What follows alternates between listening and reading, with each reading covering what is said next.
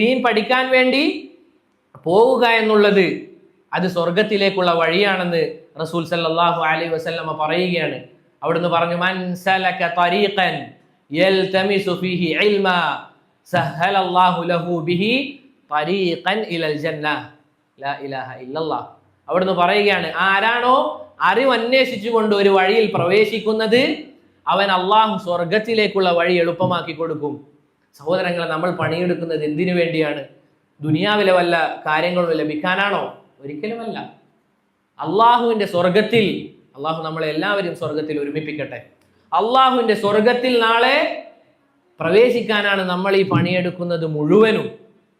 അള്ളാഹുവിന്റെ റസൂൽ സല്ലല്ലാഹു അലൈഹി വസല്ലമ പറയുകയാണ്, ആരാണോ അറിവന്വേഷിച്ചു കൊണ്ട് ഒരു വഴിയിൽ പ്രവേശിക്കുന്നത്, എന്താണ് അതിനുള്ള പ്രതിഫലം? സഹലല്ലാഹു ലഹു ബിഹി തരീഖൻ ഇലൽ ജന്നah.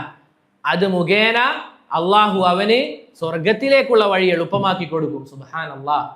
സഹോദരങ്ങളെ, അറബി ഭാഷ പഠിക്കുന്ന ആളുകൾ ഈ കൂട്ടത്തിലുണ്ടെങ്കിൽ ലമസ എന്നുള്ള പ്രയോഗം പൊതുവെ അന്ധന്മാർ സ്പർശിക്കുന്നതിനാണ് പറയുക. അന്ധന്മാർ സ്പർശിക്കുന്നതിനാണ് അറബി ഭാഷയിൽ പറയുക.